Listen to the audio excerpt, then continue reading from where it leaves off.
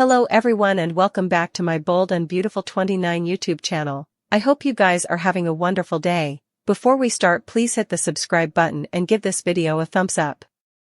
Luna to make another bold move. What does that mean for Electra future?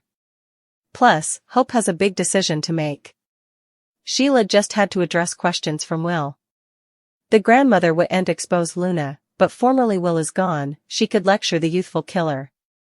Luna doesn't feel to grasp or watch about the consequences of her conduct. Sheila might suppose she's guarding Luna, but she's just making her worse. Katie prompted her son to forget about the Riddle girl, he can't do that. The youthful man feels shamefaced and doesn't indeed know who he cheated on Electra with. They're getting ready for their first time together. Will has been having flashbacks of Luna. So, I've to wonder if their special night will be ruined by flashbacks. That could make Electra suspicious about what's really bothering Will. Sheila will keep fading from home and the eatery. There are only so numerous defenses that Sheila can come up with. Cleric could get suspicious and Sheila might claim she's been spending time with Lee. That would force Lee to cover for Sheila. I could just see the look on the good Croker's face now. Ridge to tell Taylor about being Carter's stylish man. Carter's elopement idea could give Taylor a communicate of her own. Liam doesn't feel willing to give up on Hope. Indeed, though she rejected his kiss and offer, her heart could be having dubieties. Will she really go through with marrying Carter, or does she belong back with Liam? As Hope's marriage approaches, anticipate Thomas to get near to coming back.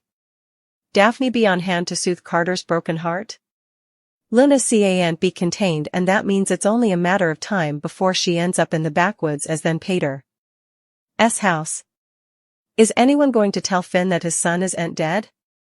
Lee didn't tell a soul that her granddaughter Luna was still alive, not indeed her son Dr. Finn. Finn was so abstracted with Liam cancer fiddle. It no way actualized on him that he didn't see Luna's dead body in the morgue. Indeed, Finn sounded nearly relieved when it was revealed that Luna didn't survive. His mama Lee tried to have a discussion with him about his bio son/kinsman's death and Finn brushed it off. Either the Croker is in complete denial about begetting Luna, or authentically doesn't watch about her. It's only a matter of time before Luna decides she wants to see her father, and gets fractured poking around his house or office. Luna was suitable to pull off her frothy disguise at Il Giardino because it was dark and everyone was drinking. Her pater isn't going to fall for it. Finn suppose when he sees a girl in the backwoods that looks just like his dead son? No way in a million times would Finn suppose that his mama was in cahoots with Sheila and the two women hid his not-so-dead son from him. Finn will presumably suppose is hallucinating and being visited by her ghost, or she has a binary out there. Luna is back on her bases. Is anyone safe from the killer-turned-raper's clutches? Lee is surely having alternate studies about bringing her granddaughter home and nursing her back to life. Lee's new maid in crime Sheila is starting to have alternate studies about their free-range hostage. Sheila has been on her stylish jest. For the once many times. She indeed tried help save Steffi from her granddaughter Luna, and lost another toe in the process. Sheila was sad her granddaughter Luna passed away, but she was okay with it. Rather she got dragged into a death humbug, semi-hostage situation, a killer on the loose again, and now a case of rape. When is enough going to be enough for Sheila? Since last wedded Cleric and began working, Sheila actually has a home and a bitsy family of her own. Now Sheila and Finn and Steffi Forrester are on speaking terms again. She could indeed meet her grandson Hayes at some point. Still, everyone she loves will turn on her, if it's revealed that Sheila was part of Luna's fake death and she allowed her to bat the thoroughfares and do further damage. Is it time for Sheila to cut ties? Sheila ultimately having to make a choice between Deacon and Luna. Sheila loves Luna and want her to survive, but Deacon has been Sheila's gemstone for times no. Who'll Sheila pick if she's forced to choose? Sheila has made no compunctions about how much she loves Luna.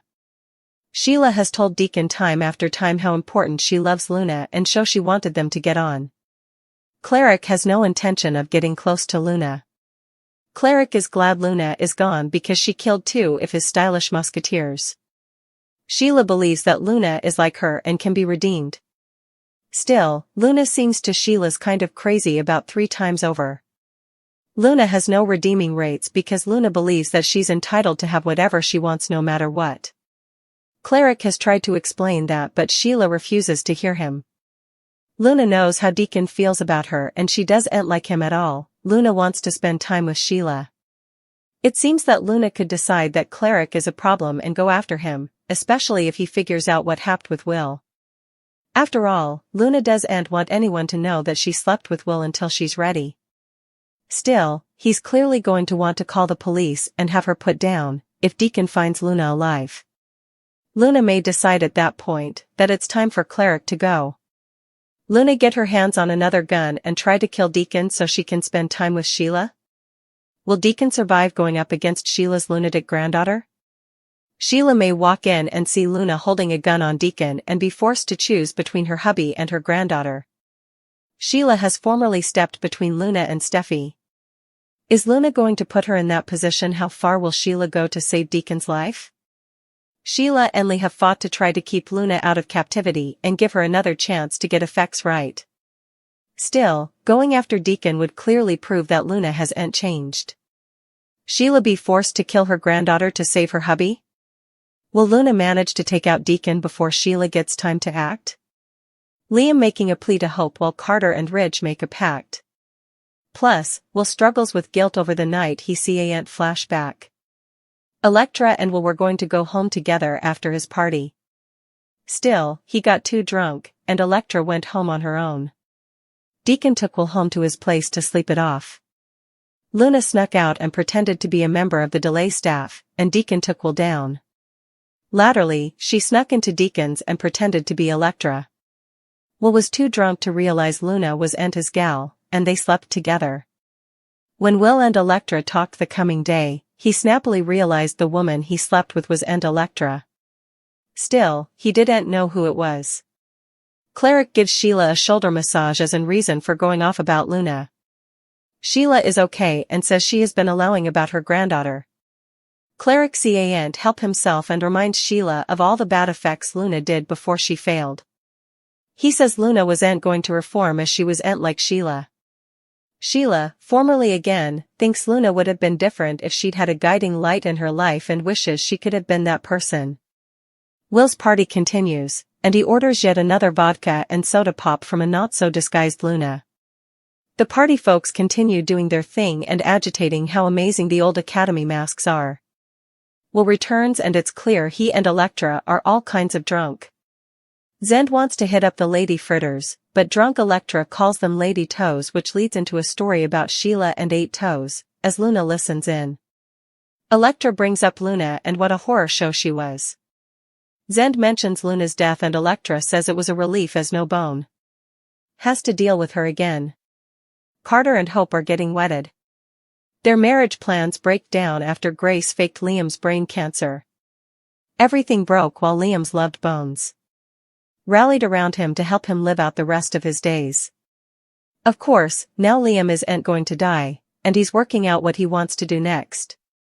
Liam and Hope grew close as he was fighting for his life. Carter was fine with it, considering Hope's partner has bare weeks to live, apparently. Effects are a bit awkward now, however. Liam could potentially be a monkey wrench in her relationship with Carter. The reason is because of the history Hope has with Liam. She recalled that when the two allowed their son, Beth, had failed, in a way, that solidifies the bond. She and Liam had broken up when she kissed Thomas, and the two disassociated. She lately apologized for not appreciating him, especially when it looked like he was on his deathbed. We'll have to see if that potentially blossoms into commodity more, she remarked.